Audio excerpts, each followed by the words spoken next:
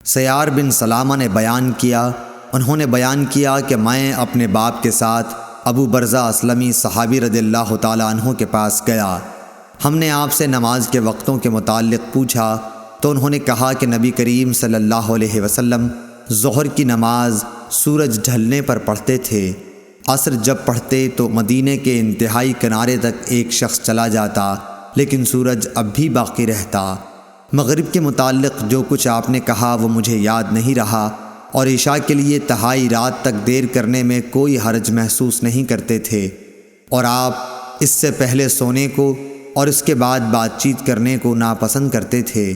जब नमाज सुबह से फारिग होते तो हर शख्स अपने करीब बैठे हुए को पहचान सकता था। आप दोनों रकात में या एक में 60 से लेकर 100 तक आयतें पढ़ते। सही बुखारी हदीस नंबर 771।